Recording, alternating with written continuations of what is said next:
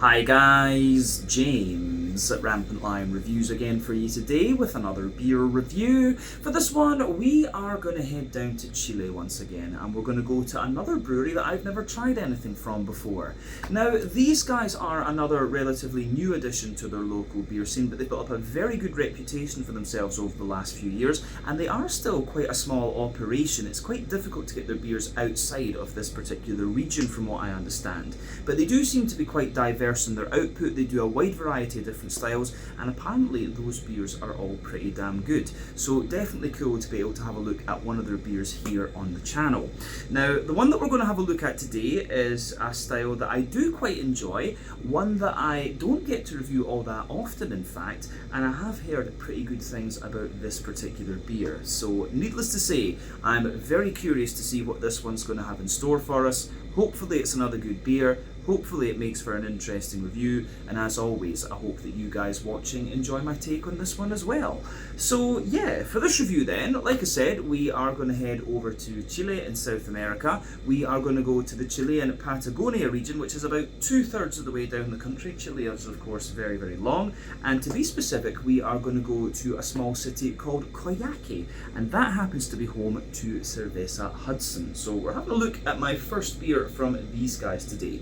So this particular beer is simply called Ambar Ale. It comes in at 5.4% ABV, and I think from the name you can gather what style this one is. Now, I'm not 100% sure whether this is going to be more like an English style Ambar Ale or more of an American style Ambar Ale. That will be something that we'll find out a wee bit later on, I'm sure. But these guys are pretty cool because, like I say, they're a very, very small operation, and this can is actually kind of like a crowler rather than anything else. So you go to the brewery, they fill it up on request and write the stuff on it for you. You can see here that the name of the beer is actually handwritten. So yeah, really cool to get one of these up here to Hong Kong, and it's had quite the journey getting here.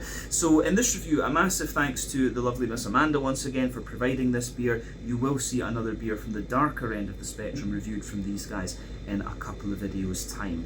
But yeah, 5.4% Ambar Ale from Coyhaique in Chilean Patagonia. This should be quite interesting. So anyway, as always with my reviews, I'll tell you a little bit about the brewery before we taste the beer. If you want to get straight to the tasting though, just fast forward. All the usual links can be found in the video description below. That's the brewery website, the link to my other reviews that hopefully I could do in the future from Cerveza Hudson. As I say, one more on the way very soon, and hopefully some more going forward. But there's all the usual social media down there. If you want to see more reviews, do please consider subscribing to the channel. The support that you give is massively appreciated, and remember, you can go into the channel homepage and search for beer using the geography tagging system. So just go in there, use the little search bar, put in your hometown, state, county, province, whatever you like. If I've reviewed beers from the area that you search for, they will pop up. Failing that though, you can check out the playlist of beers from different countries. You'll find this one in the Chilean playlist, which is being added to whenever I get the opportunity, but fairly regularly these days because I do get beers from Amanda very often. And do make sure you check out the playlist of beers from other countries as well, because there are some very interesting things on the channel these days, even if I do say so myself. But yeah, let's go on to my brewery notes then, and I'll tell you a wee bit about Cerveza Hudson. And I will apologise in advance for any bad Spanish pronunciation. I'm still learning all the accents and diphthongs and all of this kind of stuff. But yeah, anyway, Cerveza Hudson are based in Coyhaique in Chilean Patagonia, about 2/3 of the way down the country if you like, but the company was originally founded back in 2015 in Puerto Ingeniero Ibañez, a little town in the Aysén region, which is about 120 kilometers further south. So the co-founders of the brewery are Isabel Weber, who is an industrial engineer by trade and is responsible for developing the company's business strategies, and there's also Sebastian Franjola, who is an architect by trade and oversees the brewery operations and designs all the recipes and stuff like this. But the small team is also complemented by Pablo, who is the current master brewer, and Carlos and Alberto, who run their two shops, or beer stations, or growler stations as they're known. So the company's branding, as you can see on the can here, is inspired by Francisco Hudson, who was a naval officer and hydrographer known for his exploration of southern Chile and Patagonia during the 1850s, and his name is also associated with the Hudson volcano, which is famous for its eruptions every 20 years. Apparently this thing erupted in 1971, 1991 and 2011, so we'll see what happens in 2031. But yeah, Cerveza Hudson built their reputation early on with their focus on quality, sustainability and connection to the natural environment. But the brewery moved to Coyhaique, the regional capital, in 2018, and they currently have a brewing capacity of 7,000 litres per brew. But they say they want their beers to reflect the unique character of the Aysén region, and they're using carefully selected local ingredients and the good quality Patagonian water. I can imagine it's down there. If you've seen pictures of Patagonia, the place is absolutely beautiful. But they've got 2 locations that they call growler stations. The first of these is located at the brewery. They're not so much a tap room, but it's a space where you can go and refill growlers, you know, of 1 or 2 litres. They've got a fridge with some things and also a little bit of merchandise there as well, from what I understand. But you can just take an empty can and ask them to kind of fill it up on request. I'm guessing you can take your own glass there and drink a beer on site too. But this is apparently very unique within the Chilean beer scene. But apparently in April of 2025 they opened up their second growler station in Puerto Aysén, which is a city about 65 kilometers to the west of Coyhaique. But besides their shops, they sell their beers mainly to local bars, and they're quite well known in that Aysén region, but they haven't really reached the rest of the country yet. As I said, they're still a very, very small brewery, so I'm very lucky to be able to review one of their beers for you here on the channel, all the way from the Aysén region of Chile to Hong Kong. But as of May 2025, when I'm filming this review for you, these guys have produced 13 different kinds of beer according to Untappd, and like I said to you before, there is a good variety of styles available there. But yeah, that is everything I can really tell you about Cerveza Hudson for the moment. If you want to learn more about these guys, you can check out the brewery website. You can follow them on Facebook and Instagram to keep up to date with all the latest goings on, or you can check out the Untappd page to learn a little bit more about all the different beers that they've done. So yeah, now I can breathe. I actually got the pronunciations not bad in that one. I'm quite happy with that. But yeah, let's go on and have a wee look at the beer then. So there you can see Hudson just chilling on his boat there, having a wee look around in Patagonia. Plain silver top on the can there, of course. This one is done by like a hand canning machine, if I'm not mistaken. And it says on the side here, recicla tu lata y salva al planeta. So basically, yeah, recycle your stuff and save the planet, I'm guessing. So yeah, very nicely presented, this one. I do like the branding, and I'm sure once they get a little bit bigger, they'll have slightly different branding for each of their beers. But the kind of crowler thing that these guys do is pretty unique. The only other place I've really encountered that in my own travels was in South Korea, actually, and it was legal in South Korea to put your beer in a clear bottle, but not in a brown bottle for some reason. I remember that. But yeah, this one, it's a half-litre can, I believe, or maybe 440, I think. Yeah, it looks more like a 440 can than a half-litre, right enough.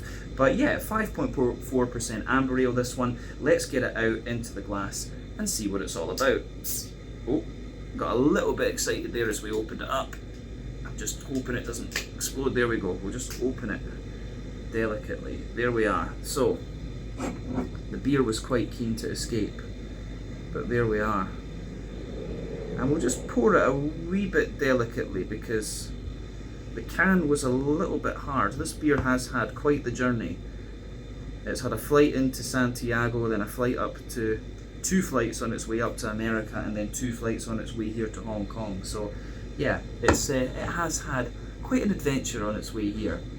So yeah, anyway, I'm going to say I think this beer, it looks like an American amber, to be honest with you, but we'll just need to see. So before the head disappears, we've got like, it's 473 cans, 473 millilitres, an American pint.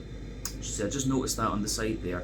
But yeah, you could see that when this beer poured, it came out with about a finger of a frothy, I would say kind of cream fawn coloured head. That's faded away to just be a kind of thinner foamy layer there, and you've got the ring around the edge of the glass, and you can see the bubbles in this one are pretty damn kind of soapy, if you like. So that looks nice, but you can also see that this beer is pretty damn crystal clear. Colour wise, I would describe this one as being, yeah, it's kind of like a coppery colour actually. I'm not sure how well, if I put my hand behind it, you can see the colour that I'm seeing with the naked eye. It's like a sort of mahogany wood or coppery type colour, this one, which is obviously in line with what you would expect for an amber ale, be it an English amber ale or an American amber ale. But yeah, there's little bits of carbonation visible in this one. One or two bubbles sticking toward the side of the glass there, but crystal clear beer, actually. I wonder if we do have a little bit of sediment in the bottom. We can find that out later on. But yeah, remember, the colour of your beer depends on a few things. One, the type of malts that you use. This goes a long way to determining your EBC rating. Two, length of your wort boil is going to play a role, because the longer you boil the wort, the more the sugar's caramelised, and thus you get a darker colour of beer. That any barrel aging that you do or any adjuncts you put into the beer will affect its colour as well, but I think with amber ales you don't often have to care about that. These beers are brewed mostly for their drinkability, so they're not, the amber ale is not the most experimented with style, if you like. But yeah, I think we've said everything we really need to about the appearance of this one, so yeah, let's go on and have a little look at the aroma then. I'm very, very curious about this. Now, this is quite interesting, because the hoppy side of it smells a bit American, but the malty and yeasty side of it smells a bit more English.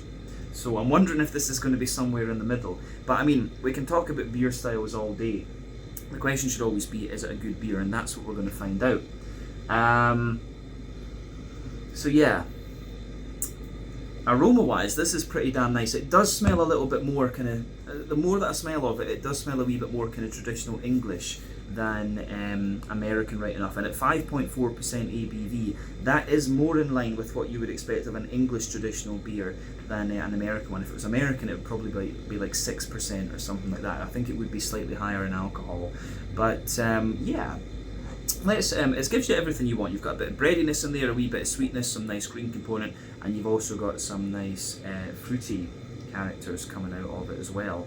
So yeah, this beer does give you everything that you would want. So yeah, where do we start with this one then?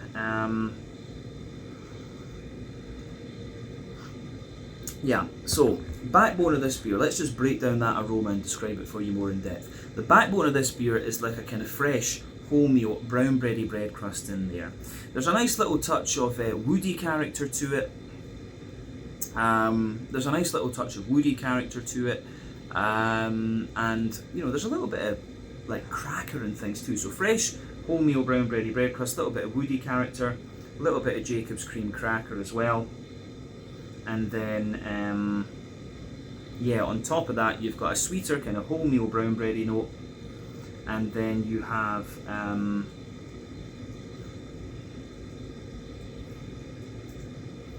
yeah, and then on top of that, you've got a kind of fluffier white bready character as well. So yeah, wholemeal brown bread in there, some fluffier white bread. I would point out that the bread comes across as being a little bit kind of grainy. I'm sure the Chileans produce a lot of their own malt as well. And so maybe the grainy character in this one though really comes across quite a lot like Maris Otter malt from England. That's kind of what I'm getting out of this one. It really does have that. That could be down to the yeast as well, right enough. But I'm guessing, yeah, Chile does have quite a little bit of its own arable land. You've got Argentina right next door as well, which has a hell of a lot. So I'm guessing that when they're focusing on local ingredients, probably they are. Maybe they're using the English yeast, but certainly the malt in this one reminds me of some of the malts that you'll find in England, such as, yeah, Maris Otter and stuff like that. So it does have that authentic English amber ale sort of malty backbone to it. On top of the bready character though, well, within the bready character I should say, you do get a little hint of nuttiness out of this one, but there's a nice little bit of brown sugar to this beer as well. You've got a kind of toasty caramel. So yeah, there's a wee bit of that toasty caramel in there, a sweet oily caramel too, and certainly you've got some nice kind of like McVitie's digestive biscuity notes out of this one. But yeah, malty backbone of this one, pretty in line with what you would expect for the style. And I would say, yeah, more that I smell this, it's more English, yeah. So the yeasty side of the beer then, at the back of the nose, for me, the yeasty character is quite, yeah, the yeasty character, I would say, is quite, it's more kind of brown bready, like you've got a sweet kind of wholemeal brown bready character coming out of this one. At its core, yeah, sweet wholemeal brown bready note to it. Then around the edge, it's, yeah, around the edge of it, it's a little bit more along the lines of, yeah, sweet yeah, kind of sweet wholemeal brown bready character around I would say, but then yeah, it has a little bit more of a kind of grainy and crackery sort of element to it as well, which is interesting. So yeah, that yeasty character, quite sweet brown bread, but also quite grainy and quite crackery at the same time. I don't know if we really need to say too much more about that, in honesty. But yeah, let's have a little look at the hoppy character coming out of this one then. So, hoppy side of the beer as well. It has a wee bit of American character to it, but also quite a little bit of English note to it. I've always found that English hops, such as, you know, Kent Goldings and ones like that, the green component in those hops has quite a distinctive earthiness to it, but it's also got a nice little bit of, they usually have a nice little bit of kind of herbal character as well, which I think English hops work a little bit better in darker beers than they do in lighter beers. I've never been a great fan of English bitters or English golden ales, but the amber ales and the red ales and the stouts and porters and stuff like that, I think, can be very, very nice. But yeah, for me, this beer, it has the green component, has a fair little bit of earthiness in it. It has got a wee bit of like a woody, herbally kind of thing as well, and you've also got a nice little bit of floral aromaticity for sure. Yeah, so there's a little bit of floral aromaticity there. There's a wee bit of grassiness as well, but the green component in this one again is quite distinctively English, I would say. So yeah, that's an interesting point. The other thing might be they're using local hops, which I believe do exist in Chile, but something I would need to investigate a little bit more. But yeah, to round off the aroma then, the fruity side of this beer, it's actually it's kind of a mix of things. There's a little bit of red fruity character and also some kind of more like dried fruits as well. So for me, the kind of red fruity note, the hoppy character of this one makes me think maybe Cascade, but it could also be a little bit of maybe English Bramling's Cross in here. And Bramling's Cross, of course, is used in English barley wines and stuff like this because it's got that fruity, it's got that kind of red fruity character to it. But the Cascade is also the American Cascade can also give you quite a few of the fruity elements that you're finding in this one. So again, I'd love to see the brew sheet for this beer just to know exactly what they're doing. But yeah, the fruity side of this one for me, there's a little touch of, I do get a little tiny bit of raisiny sharpness to this one. Hopefully that's not oxidation because this beer has been in the can a little bit, but yeah. So there's a little tiny hint of raisiny sharpness there, but I'm getting quite a little bit of figgy character out of it, but underneath that there's sultanas. Yeah, underneath that there's definitely sultanas, and yeah, there's some datey characters in there, oily pear, that kind of datey, oily pear sort of thing. I think that's American Cascade. But yeah, there's quite a wee bit of like blackcurrant and stuff as well. And for me, the blackcurranty notes are more in line with what you might get from English Bramling's Cross. So yeah, aroma-wise, this one is pretty interesting. But the more and more that I smell of it, I think it's like 80%. You know, it's about 80% English, maybe 20% American. The fruity side of this one is more American, but everything else is a little bit more English, I would say. So as I always say, take a little bit of time to enjoy the aroma of your beers before you get stuck into them. We've just filled this glass up and I'm happy this glass can take a full American pint. But yeah, take a little bit of time to enjoy the aroma of your beer before you get stuck into it, because that is always half the experience when it comes to craft beer, and you can teach yourself so much. But I think it is about time that we try this one then and see what it's all about. So yeah, this one is simply called Ambar Ale, comes to you at 5.4% ABV from Cerveza Hudson in Coyhaique in the Aysén region in Chilean Patagonia. Let's get stuck in. Sláinte, skål, cheers, salud.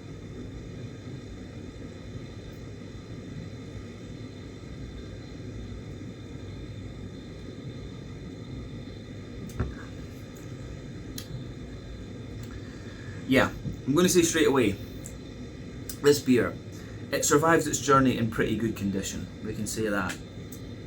So, in terms of its style, and of course putting it in the style box is not the most important thing, I would say, yeah, more of an English amber ale, actually, definitely more English. It's that grainy, that kind of grainy backbone that this beer has is, it's inarguably English. Yeah, this is absolutely an English amber ale, this one. But I will say, it's pretty damn nicely done and it's pretty authentic. You can't really ask for much more than that from this style. So they've got the authenticity of this one pretty much spot on, so thumbs up to them for that. And if they've done that with a lot of local Chilean ingredients, that's pretty damn impressive too. So yeah, I'm impressed. I am impressed with this, and obviously if it's survived in this little kind of hand pressed can for what is it, about 3 months, I think, that's pretty damn good going as well. So yeah, it's good stuff. The beer gives you everything you would want from the style too. You've got that bready backbone, the bit of sweetness, bit of green component, and you also have that nice fruitiness in there. So let's just break the flavour down and describe it for you that wee bit more in depth. So we'll start in the middle third of the palate then.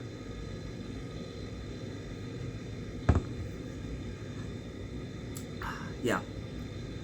So yeah, backbone of the beer. It's this one, and I will say this beer plays out pretty much as you would expect from the aroma.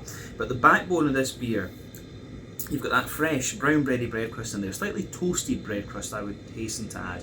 Further forward on that middle third of your palate, you have a little bit of a kind of woody character coming out of this one, and the woodiness lingers into the aftertaste and gives the beer just that little bit of dryness. So yeah, lovely kind of woody, lovely kind of woody note further forward. You've got a wee bit of cracker above that, which is nice, and then yeah, you've got a wholemeal brown bready layer on top of that, and the wholemeal brown bready layer in this one, I think, is what makes this beer distinctly English. It has that real kind of graininess to it. I hesitate to say like rye bread, but it's not far away from that. For me, rye bread is a bit more German and it's slightly sweeter, but yeah, it's got this distinctly English graininess to it. Above that, you can feel there's a layer of white bread, which gives you a wee bit of an American amber character in honesty. So there's a white bready layer above that, which feels quite dense, but it's also got a very slight sweetness to it. And then, yeah, above that, you start to get the kind of sweeter side of the beer as well. So yeah, the bread it's two distinct bready layers, with grainy wholemeal brown bread and the more dense, smooth and slightly sweet white bready character. And then yeah, you have a you've got a nice little bit of kind of toasty brown sugar in there as well, which I do like.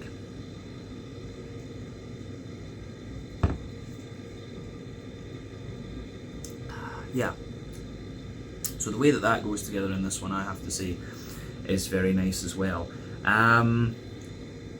Yeah, for me, but you've got a kind of layer on the brown sugary side of things. You've got a kind of toasty layer of brown sugar in the base, and then in the middle of your palate, you've got a little bit more of a kind of oily brown sugary one. Brown sugary oily circle in there as well, which is like, it's kind of more sweet and caramelly, and then on top of that you've got a little bit of the McVitie's digestive biscuity character.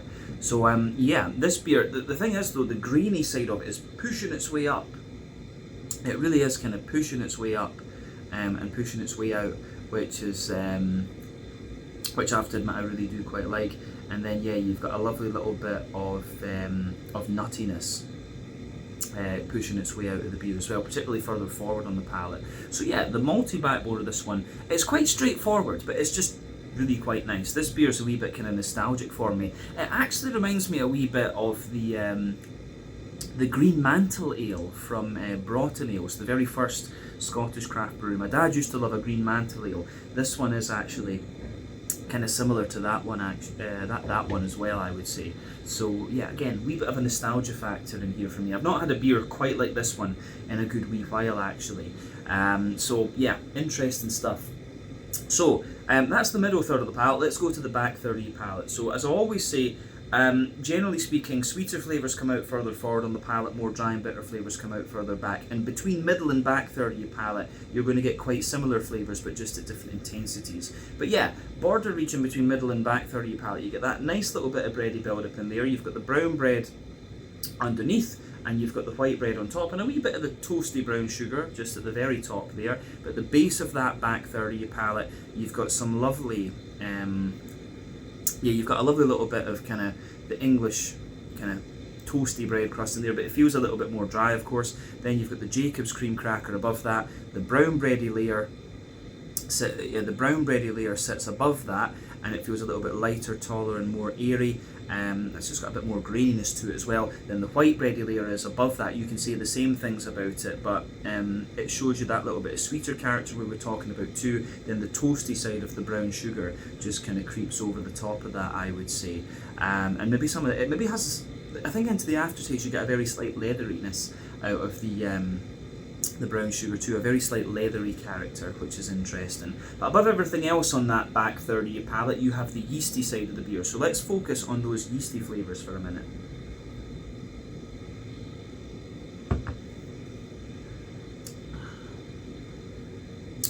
So yeah, the yeasty side of this one for me,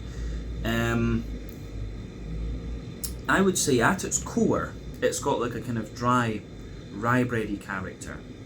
Then around that you've got a slightly sweeter wholemeal brown bready note, and then the very edge of your yeasty character is a little bit more like a slightly toasty,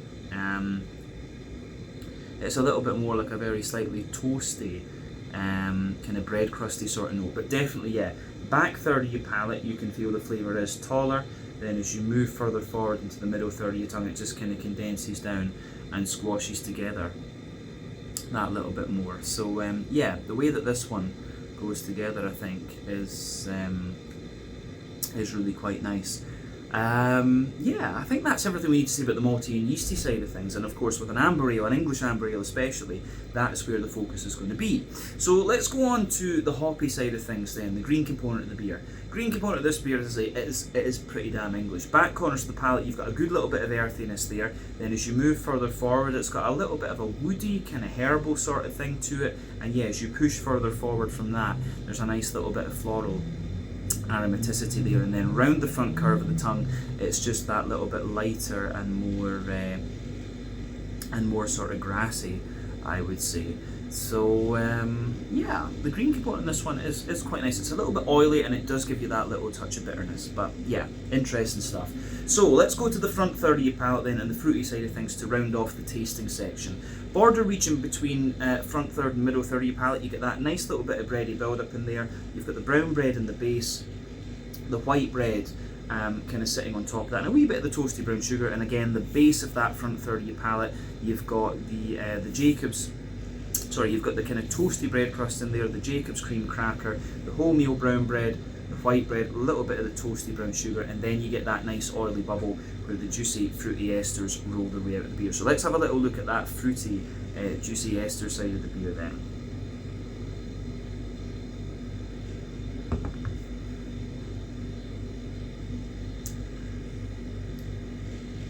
Yeah, so fruity side of this beer, again for me, it actually comes a little, pardon me, it has I think what I was saying earlier about this one being maybe Bramling's Cross and a wee bit of American Cascade could potentially be true, because you do have that slightly more floral, aromatic note coming out of this one, but you do have that big, distinctive English, earthy, herbal sort of thing too.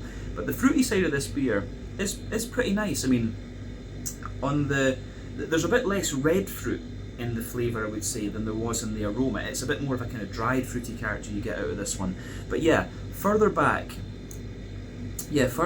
with this one, you get a nice wee bit of further back you get a nice little bit of I would say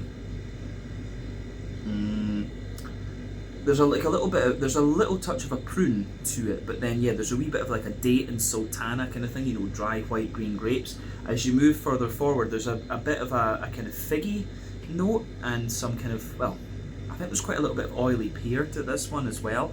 So you've got a mix in the very centre of that front third of your palate. There's like a mix of red fig and kind of big oily pear, and then as you go into the front half of the front third of your tongue, it's a little bit more kind of black curranty, I would say. So yeah, that's pretty interesting. And that's pretty interesting in this one. Yeah, I do like how that goes together. Actually, the way that all pieces together in this one is really quite nice.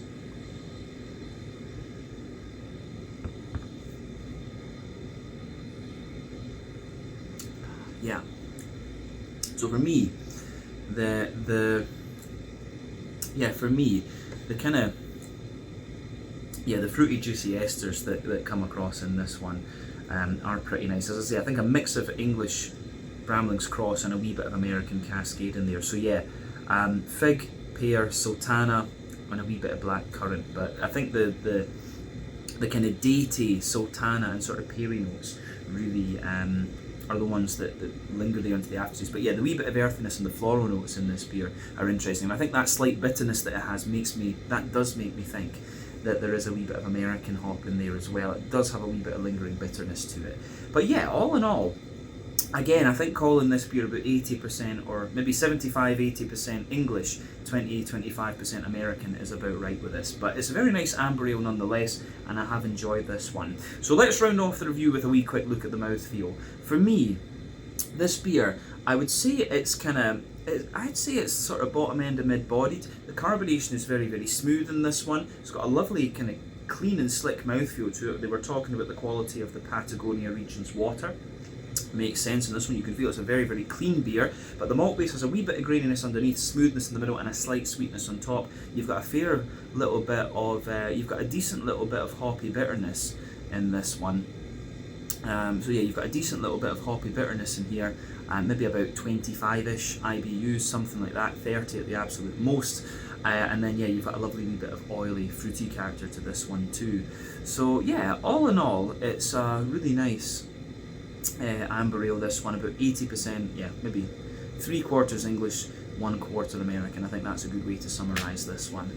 But yeah, I think we can leave it at that for this. This has been a really interesting beer to try. So this one was simply called Amber Ale, 5.4% ABV. This one came to you from Cerveza Hudson in Coyhaique in the Aysén region in Chile and Patagonia. Once again, big thank you to Miss Amanda for making this review possible, and thank you for watching my reviews. Until the next time, please like, subscribe, share, all the usual YouTube stuff. Let me know your own thoughts on this beer in the comments section below. Let me know what your favourite beers are from Cerveza Hudson as well. We will return to these guys in another video quite soon, and beyond that, hopefully we can go and have a look at one of their growler, what was it they called them? Growler centres, if you like. Hopefully we can do that going forward. But yeah, until the next time, check out my social media, check out their social media, and I'll see you guys in another review very, very shortly. Slàinte, skål, cheers, and salud.